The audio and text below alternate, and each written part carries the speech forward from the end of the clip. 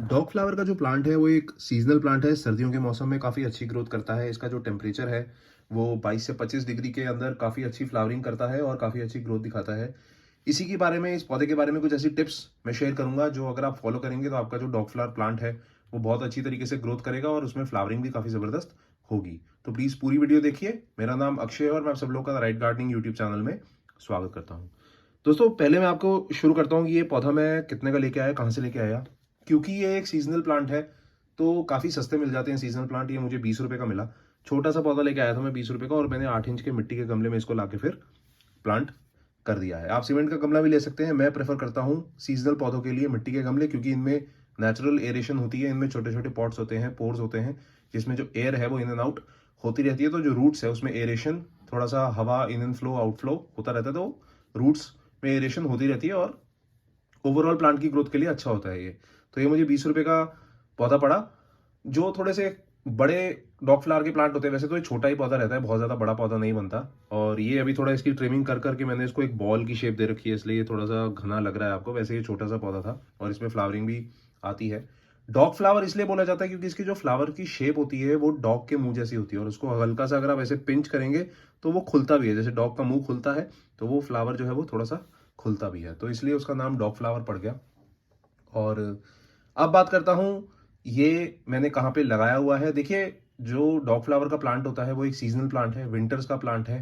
तो जाहिर सी बात है आपको इसको ऐसी लोकेशन पे रखना पड़ेगा जहाँ से इस पे एडुकेट सनलाइट पड़े। एडुकेट सनलाइट से मेरा क्या मतलब है, इसमें 3 से 4 घंटे की धूप इस पे पड़े तो ये बहुत अच्छे तरीके से फ्लावरिंग करेगा। जैसे जैसे टेम्परेचर बढ़ता रहेगा, गर्मियों की तरफ आना शुरू होगा टेम्परेचर, जैसे कि अब फरवरी का मौसम चल रहा है तो आते आते मार्च अप्रैल आएगा, तो इसकी जो लोकेशन है वो आपको चेंज करनी पड़ेगी। ऐसी लोकेशन पे रखना पड़ेगा जहाँ पे थोड़ा सा शेड हो, सुबह की धूप इसको मिल जाए। लेकिन जो गर्मी की जो दोपहर वाली चिलचिलाने वाली धूप होती है उससे फिर ये पौधा थोड़ा जलना शुरू हो जाता है और इवेंचुअली मर जाता है। ये वाला जो प्लांट है विंटर्स में अच्छी तरह ग्रोथ करता है, विंटर्स में ही अच्छी तरह फ्लावरिंग करता है। समर्स में इसको थोड़ा सा शेड की तरफ रखना चाहिए बचाने के लिए।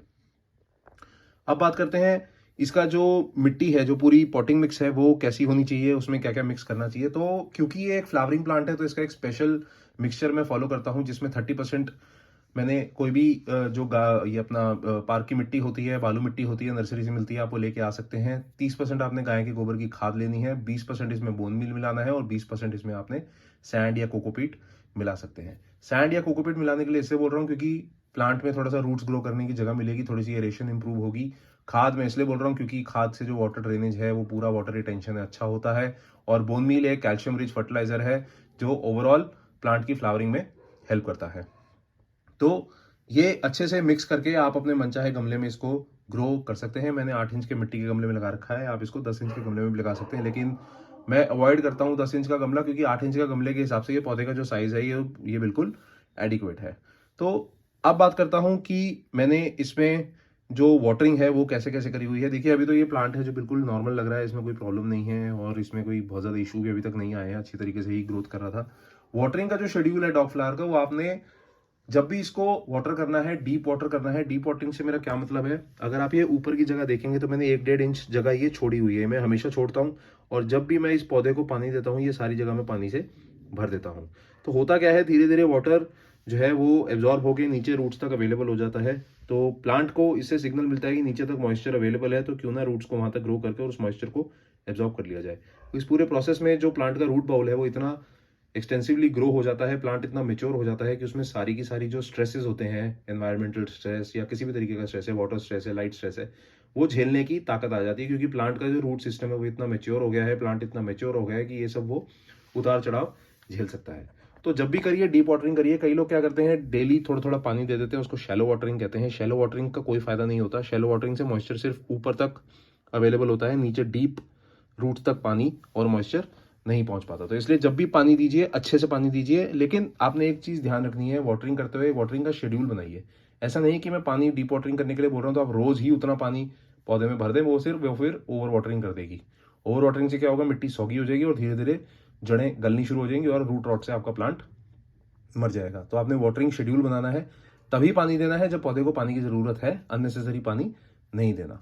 अब बात कर लेते हैं फर्टिलाइजर के बारे में। इसमें कोई भी आप बैलेंस्ड फर्टिलाइजर दे सकते हैं हर 2 से 3 महीने में या हर 1 महीने में, क्योंकि सर्दियों का मौसम, आजकल मैं दिल्ली में रहता हूँ तो छोटा सा है, 1-1.5 महीने में ही सर्दियाँ खत्म हो जाती हैं। जहाँ सर्दियाँ अच्छी खासी पड़ती हैं वहाँ हर महीने में आप 1 मुट्ठी गाय के गोबर की खाद या वर्मी कंपोस्ट डाल सकते हैं।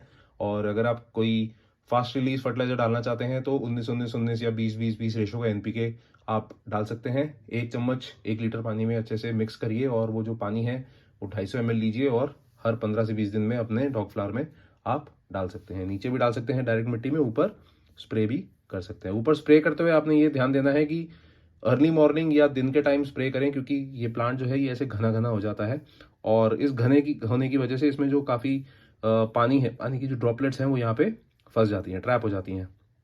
उससे क्या होता है, ठंडा मौसम है तो फंगल इन्फेक्शंस बढ़ने की चांसेस हो जाते हैं। तो फंगल इन्फेक्शंस बढ़ते हैं, वो सारा का सारा इफेक्ट जो है आपके प्लांट पे आता है और प्लांट इवेंचुअली मर जाता है। तो स्पाइडर माइट्स का अटैक हो जाता है, वाइट माइल्ड्यू का अटैक हो जाता है और फंगल इन्फेक्शंस बहुत लगते हैं। तो काफ़ी कॉमन रीजंस है फंगल इन्फेक्शंस की वजह से डॉग फ्लावर लोगों का मर जाता है। तो जब भी वाटरिंग करें या फर्टिलाइजर स्प्रे करें या कुछ भी स्प्रे करें ऊपर, तब ये ध्यान रखें कि दिन के टाइम करें, रात को ना करें। रात को ज़्यादा चांसेस बढ़ जाते हैं फंगल इन्फेक्शंस ग्रो होने के, क्योंकि एनवायरनमेंट बड़ा फेवरेबल होता है उसके लिए। तो फर्टिलाइजर्स की बात ये हो गई। अगर आप ऑर्गेनिक फर्टिलाइजर डालना चाहते हैं तो लिक्विड सीविड फर्टिलाइजर आता है, बॉटल आती है उसकी और इंस्ट्रक्शंस इजी टू यूज़ हैं, बॉटल में सब कुछ मेंशन होता है। वो भी 15 से 20 दिन में आप इसमें यूज़ कर सकते हैं। ये सारे फर्टिलाइजर्स मैं आपको इसलिए रेकमेंड कर रहा हूँ क्योंकि मैं खुद इस पौधे पे ये फर्टिलाइजर्स यूज़ करता हूँ और बाकी जितने भी मेरे प्लांट्स हैं गार्डन में उन सब पे भी ये मैं फर्टिलाइजर यूज़ करता हूँ। फूलों वाले जो प्लांट्स हैं उनमें मैं केमिकल फर्टिलाइजर फिर भी यूज़ कर लेता हूँ, लेकिन जो सब्जियां हैं, जो फ्रूट्स हैं, वो वाले जो प्लांट्स हैं उनमें मैं कोई भी केमिकल फर्टिलाइजर यूज़ नहीं करता हूँ। उनमें मैं कंप्लीटली ऑर्गेनिक फर्टिलाइजर यूज़ करता हूँ, लिक्विड सीविड एक्सट्रैक्ट यूज़ करता हूँ, वर्मी कंपोस्ट यूज़ करता हूँ, बोन मील यूज़ करता हूँ। क्योंकि ये फूल वाला प्लांट है, एडिबल नहीं है, इसको कोई यूज़ नहीं करता, कंज्यूम नहीं करता और पेट्स मेरे घर में नहीं है। वैसे तो पेट्स से दूर रखना चाहिए, प्लांट टॉक्सिक होता है। तो आप ये फर्टिलाइजर्स, केमिकल फर्टिलाइजर्स यूज़ कर सकते हैं। अब बात करते हैं इसमें कीड़े मकोड़ों की, कोई पेस्ट अटैक अगर होता है तो जैसे कि मैंने बताया, ओवर वाटरिंग से या ऊपर ओवरहेड वाटरिंग से आप के फंगल इन्फेक्शंस प्लांट में लग सकते हैं। स्पाइडर माइट्स का भी अटैक हो सकता है और पाउडर माइल्ड्यू का भी अटैक हो सकता है। वाइट कलर का पाउडर होता है, वो माइल्ड्यू होते हैं जिसकी वजह से प्लांट में इफेक्ट आ जाता है। तो अगर उससे बचना है तो नीम ऑयल कॉन्सेंट्रेट आता है, वो भी एक सिंपल सी बॉटल है, मार्केट में अवेलेबल है। आप उसको यूज़ कर सकते हैं, हर 15 से 20 दिन में स्प्रे कर सकते हैं ऊपर और डायरेक्टली सॉइल में भी दे सकते हैं। तो इसमें एक नेचुरल ऑर्गेनिक पेस्टिसाइड, फंजीसाइड की तरह काम करता है और कोई प्रॉब्लम इस प्लांट में वो यूज़ करने से नहीं आती। और अगर आप ये यूज़ नहीं करना चाहते तो आप सोप वाटर यूज़ कर सकते हैं। कोई भी लिक्विड सोप पानी में अच्छे से डाइल्यूट करिए, मिक्स करिए और उसको ऊपर स्प्रे कर दीजिए। तो सोप वाटर से भी जो कीड़े मकोड़े हैं वो प्लांट से दूर रहते हैं। अगर आप ये सब तामझाम भी नहीं करना चाहते तो सिंपल बाहर से नीम की पत्तियां तोड़ लीजिए, उनको पानी में उबालिए और वो जो पानी जब उबल जाए उसको रूम टेम्परेचर में ठंडा कर लीजिए और जब वो पानी ठंडा हो जाए तो उस पानी को एक बॉटल में, एक स्प्रे बॉटल में भर के ऊपर स्प्रे कर सकते हैं। तो ये एक फ्री हिसाब किताब है, फ्री जुगाड़ है जो आप एक फंजीसाइड की तरह यूज़ कर सकते हैं। नीम की पत्तियों को उबालिए, ठंडा करिए और प्लांट में स्प्रे कर दीजिए। तो ये कुछ चीज़ें थी डॉग फ्लावर प्लांट के बारे में जो मैंने आपके साथ शेयर करी। आप इनको फॉलो करिए अपने प्लांट में और बताइए कि आपका एक्सपीरियंस कैसा रहा। और अगर कोई सवाल है इस वीडियो के बारे में तो प्लीज़ कमेंट करके मुझे बताइए ताकि मैं उसका जवाब दे सकूं आपको। और अगर आप मेरे चैनल पे पहली बार आए हैं तो प्लीज़ सब्सक्राइब का बटन दबा लीजिए और लाइक, कमेंट, शेयर करना ज़रूर करिए इस वीडियो को। तब तक के लिए अपना बहुत सारा ध्यान रखिए friends. Thank you, good bye.